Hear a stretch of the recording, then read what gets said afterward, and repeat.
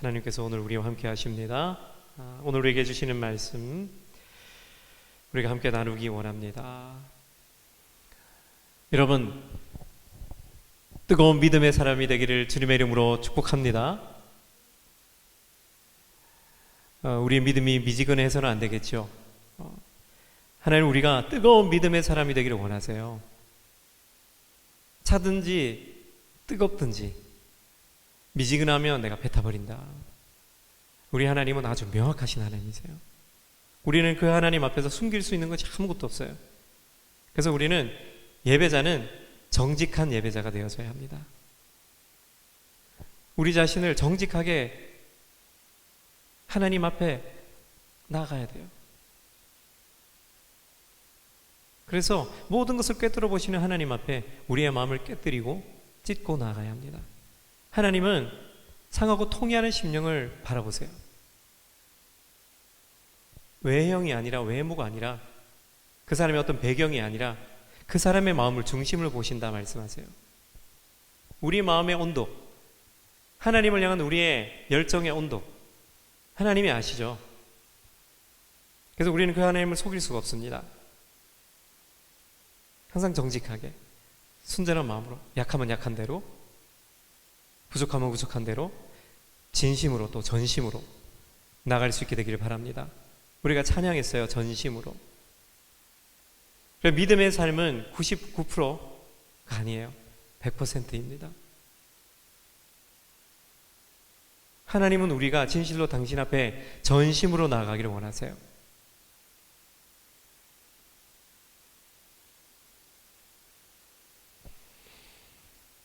우리의 예배가 하나님을 향한 전심이 되기를 간절히 소망합니다. 이와 같이 너희 가운데 누구든지 자기의 소유를 다 포기하지 않으면 내 제자가 될 수 없다. 전심이라 해야 된다는 거죠. 주님의 제자가 되기 위해서는 자기 소유, 자기 자신을 온전히 드려야 돼요. 그렇지 않고서는 주님의 제자가 될 수 없다 말씀하세요. 이건 단순히 물질을 넘어서서 전 존재를 얘기합니다.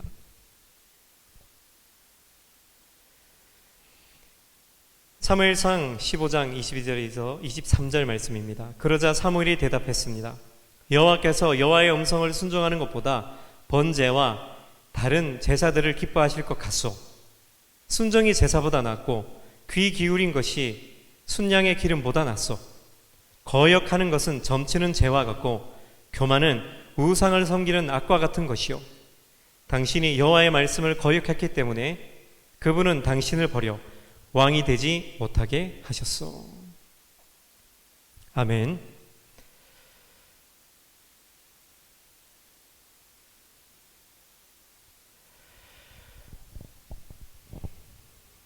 오늘날 교회는 이런 말을 많이 씁니다. 맡겨드려야 됩니다. 내려놓아야 됩니다. 라는 얘기를 많이 해요. 근데 이 맡겨드리는 것이 뭘까요? 여러분 궁금하지 않으세요? 저는 시시때때로 맡겨드리는 거 정말 뭘까? 얼만큼 해야 맡겨드리는 게 될까? 얼만큼 내려놔야 충분히 내려놓음이 될까? 라는 질문들을 늘 갖고 살지 않습니까? 우리는 맡겨드린다라는 것을 일종의 문제 해결을 받는 그런 통로 정도로 여기는 것 같아요. 주님, 제가 지금 가지고 있는 이 문제 아시죠? 이거 좀 맡아주세요. 이 재정의 문제 좀 맡아주세요. 이 이성적인 문제, 관계의 문제 좀 맡아주시고, 이 질병의 문제도 좀 맡아주세요. 얘네 좀 관계가 껄끄러운데 이 관계 좀 맡아주세요. 얘기합니다. 그런데 이 주님께서 이 문제를 해결해 주시면은 내가 잘하겠습니다. 하나님 좀 내가 명확하게 이거 좀 보여주시면은 내가 좀 열심히 하겠습니다. 근데 보이지 않아서 열심히 하지 못할 것 같고 마음에 열정도 안 생기고 두렵고 자꾸 주저하게 되고 어떻게 해야 될지 모르겠습니다. 수많은 순간 우리가 이렇게 말할 때가 많아요. 근데 여러분, 이것은 맡김이 아니에요. 거래입니다. 거래. 우리는 얼마나 많은 순간 전능하신 하나님과 거래하려는 태도를 가지고 있는지 모르겠어요. 우리 때때로 눈물을 흘리면서 내 삶을 맡깁니다, 드립니다라고 고백하기도 합니다. 그런데 우리가 예배 드리는 그 현장을 떠나는 순간부터 다시 나는 내 삶의 운전대에 올라서서 내가 가고 싶은 방향대로, 내가 하고 싶은 대로 살아가는 모습을 보게 돼요. 마치 하나님을 나의 주인이 아니라, 나의 왕이 아니라 내가 고용한 어떤 고용인처럼 생각하고 있는지 모르겠어요. 이런 주제를 우리가 나눌 때 굉장히 거북할 수 있어요. 그럼에도 불구하고 우리는 우리 자신의 신앙을 정직하게 직면해야 합니다. 내가 하나님 앞에 정말 정직한 예배자인가? 하나님의 백성인가? 시시때때로 돌아봐야 될 필요가 있다는 것이죠. 우리는 우리의 위선을 내려놓아야만 합니다. 우리는 시시때때로 하나님과 협상하면 뭔가 이루어질 것이라고 착각할 때가 너무 많아요. 주님, 제 삶의 90% 드리겠습니다. 그런데 하나님, 이것만은 제 겁니다. 우리가 말은 이렇게 하지 않지만 우리의 태도가, 우리의 생각이, 행동이 증명할 때가 있어요. 우리 자신이 그것을 어렴풋이 알죠. 여러분, 이것은 항복이 아닙니다. 맡겨드림이 아니에요. 거래입니다. 성경은 이것을 반역이라고 얘기합니다. 우리가 성경 본문을 읽었듯이 사울 왕이 있어요. 하나님은 그에게 아말렉을 완전히 진멸해라 말씀하셨어요. 그런데 그는 순종하는 척 했어요. 하나님은 우리가 순종하는지 하는 척 하는지 다 아십니다. 그는 백성의 눈치를 보면서 아주 좋고 살찐 암소, 그리고 좋은 것들, 그리고 아강 왕은 살려두었어요. 그리고 그에게 물었을 때 그는 심지어 이렇게 얘기합니다. 내가 여호와의 목소리를 청종했습니다 라고 하나님을 속여요. 오늘날 이런 일들이 교회 안에 얼마나 많은지 모르겠어요. 입술로는 내가 주님을 따릅니다, 하나님 내 삶을 주님께 맡겨드렸습니다 라고 고백해요. 근데 마음에는 여전히 한켠에 남겨둔 그 무엇이 있어요. 살려둔 아가왕이 있습니다.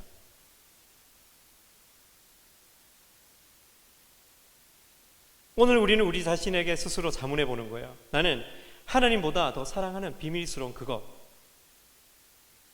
그것은 무엇입니까? 내가 포기하지 않은 세상의 야망이나 정욕이나 그 어떤 대상이나 그 어떤 소유물이 있습니까? 혹시 마음을 갉아먹는 미움과 증오, 죄의 쓴뿌리는 아닙니까?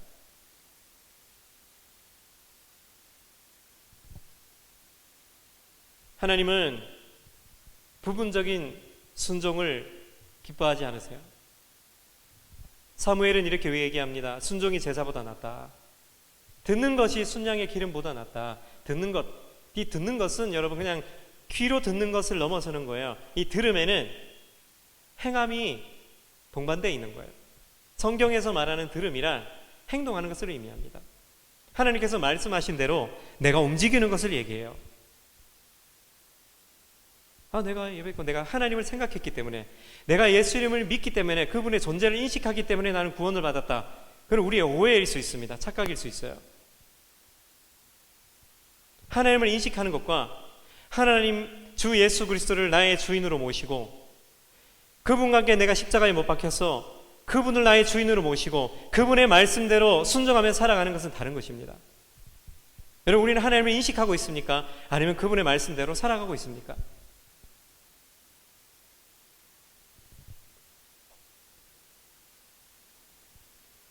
어쩜 우리가 한켠에 숨겨놓은 그것은 단순한 약점이 아니라 우상 숭배일지 몰라요. 그래서 과감하게 던져버려야만 합니다. 우리는 두 주인을 섬길 수 없어요. 두 주인을 섬기는 것은 영적 간음입니다.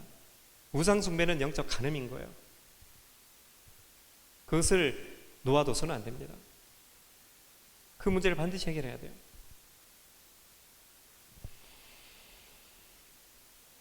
여러분, 맡겨드리면 무엇입니까? 완전한 행복이에요. 예수님은 무엇을 요구하셨어요? 너의 모든 소유를 버려라 말씀하세요. 이게 무슨 뜻입니까? 우상을 버리라는 거예요. 내 삶을 정결하게 하라는 거예요. 내가 들고 있는 스마트폰, 컴퓨터, 내가 눈으로 보고 듣고 생각하는 것들 가운데 하나님이 기뻐하시지 않는 더러운 것들을 태워버리라는 거예요. 유대인들은 어느 시점이 되면 자녀들의 방을 다 뒤집니다. 우리가 뭐 다 그렇게 할 수는 없지만 한번 생각해 보는 거예요. 정결한 삶을 위해서, 자녀의 영적인 건강을 위해서, 그 미래의 삶을 위해서 집을 싹 한번 뒤집어요, 방을. 그래서 부정한 것들은 다 내다 태워버립니다. 자녀는 부모에 순종해야 돼. 우리도 우리 삶을 한번 돌아보면서 실제적으로 내 방을 한번 점검해 보기도 하고, 그리고 나의 내면을 한번 점검해 보면서 하나님이 기뻐하시지 않을 만한 무엇이 있다면 그것을 던져버리고 태워버릴 수 있어야 돼요. 내 마음에 부정함이 있다면 주님 앞에 오늘 이 시간같이 기도의 자리, 예배 자리 나와서 무릎 꿇는 거예요. 여러분, 그 자리에서 기도하셔도 되지만 감동이 있으면 여기 와서 꿇으세요. 우리가 서서 기도할 때, 앉아서 기도할 때, 무릎 꿇을 때 좀 달라요. 감동이 다릅니다. 그리고 감동 주시는 대로, 어떤 행동이 아니라 마음에 감동 주시는 대로 우리가 순종하는 거예요. 나를 온전히 하나님 앞에 굴복시키는 그런 실제적인 순종의 행동들이 필요합니다. 오늘 돌아가셔서 한번 나의 주변을 한번 돌아보시고, 관계도 한번 돌아보시고, 내 생각도 한번 돌아보면, 내 삶의 습관도 한번 돌아보면서 이건 우상이다라고 여겨지는 것들이 있다면 과감하게 던질 수 있게 되기를 주님의 이름으로 축복합니다.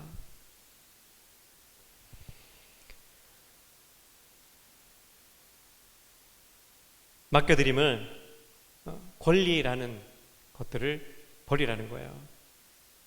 나는 인정받을 권리가 있고, 나는 내 스스로 내 미래를 계획할 권리가 있다라고 주장할 수 있어요. 그런데 십자가에 못 박힌 자에게는 아무 권리가 없습니다. 성경 분명하게 얘기합니다. 내가 그리스도와 함께 십자가에 못 박혔나니 라고 얘기해요. 그런즉 이제는 내가 사는 것이 아니오 오직 내 안에 그리스도께서 사시는 것이라. 이제 내가 육체 가운데 사는 것은 나를 사랑하사 나를 위하여 자기 자신을 버리신 하나님의 아들을 믿는 믿음 안에서 사는 것이라. 내가 사는 것이 아니라는 거예요. 여러분, 이건 문자가 아니에요. 이게 실제입니다, 여러분.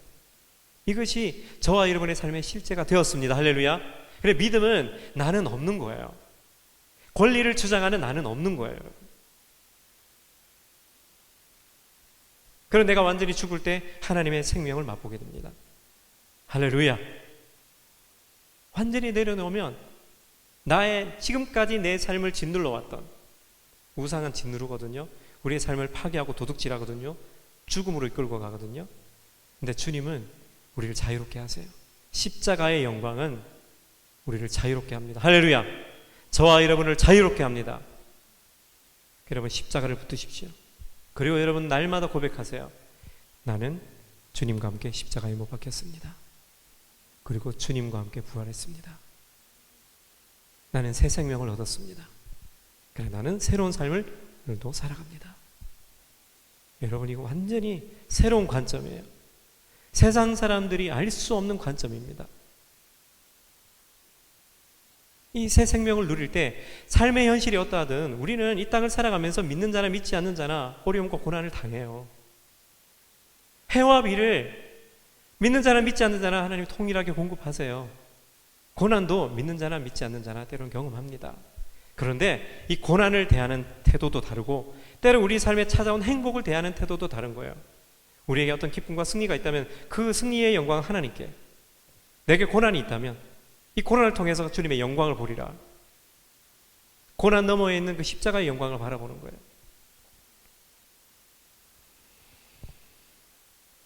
내 자존심, 명예, 내 계획, 내 삶에 대한 소유권, 오늘 이 밤에 온전히 하나님께 내려놓고 맡겨드리시기를 주님의 이름으로 축복합니다. 진실로.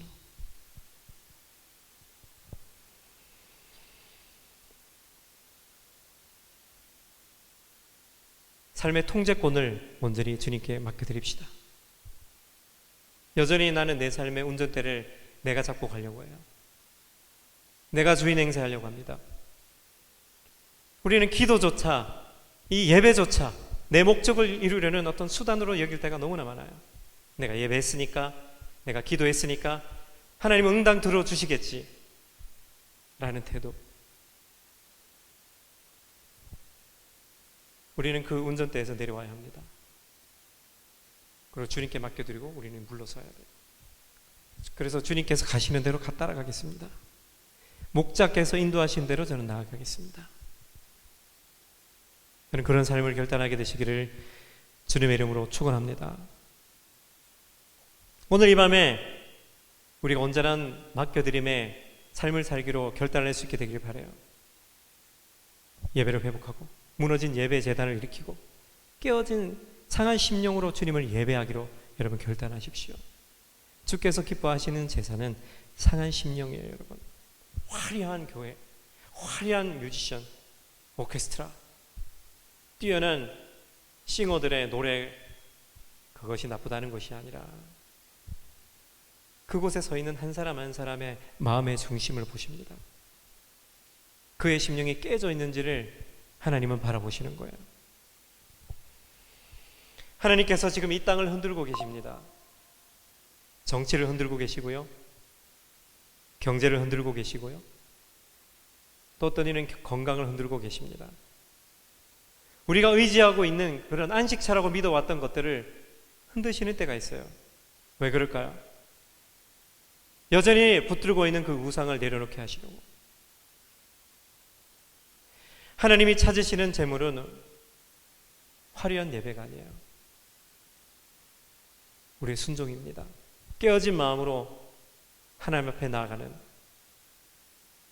그 예배자의 한 걸음입니다. 시편 51편에 이렇게 고백하죠. 하나님께서 구하시는 제사는 상한 심령이다. 상하고 통회하는 마음을 주께서 멸시하지 않으신다 고백하고 있어요. 여러분, 상하고 통회하는 마음이 회복될지어다. 깨어진 마음 위에 하나님의 은혜가 폭포수같이 부어집니다.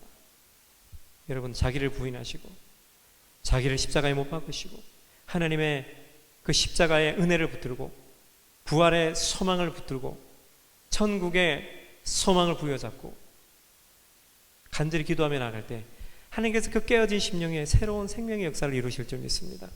깨어져야 하나님의 영광이 나타나요.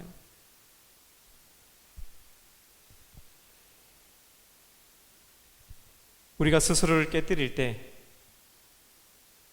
영원한 심판 아래 깨지지 않습니다. 지금 깨어져야, 십자가 앞에 깨어져야 영원한 심판 자리에서 깨지지 않는 거예요. 어쩌면 기회가 많지 않을 수도 있어요. 오늘 이 자리에 있는 저와 여러분이 깨어진 심령으로 구원받은 감격을 가지고 마땅히 살아가야 되겠고, 나아가 동시에 하나님을 모르고 죽어가는 자에게 그들이 진실로 주 예수 그리스도 안에서 깨어져서 영원한 생명을 얻는 그 거룩한 통로로서, 그런 진실로 왕같은 제사장으로서 우리가 서게 되기를 간절히 소망합니다. 우리가 맡겨드릴 때, 완전히 깨어질 때 하나님께서 우리를 그렇게 사용하실 줄 믿습니다. 나를 바라보지 마십시오. 어차피 우리는 부족해요. 그러나 내 안에 계신 하나님은 강하십니다. 그 강하신 하나님을 바라보며 나아가십시다. 나를 보지 말고 나에게 새 생명 주신 그 하나님을 바라보며 나아갈 때 하나님께서 저와 여러분의 삶에 위대한 승리, 영원한 평강의 삶을 허락하실 줄 믿습니다. 이제 우리가 이 찬양을 주님 앞에 올려드리면서 내 모든 건 내려놓습니다. 하나님의 영광으로 덮으시고 영광 안에서 살아갈 수 있도록 성령님 인도하여 주십시오. 기도하며 나가시겠습니다.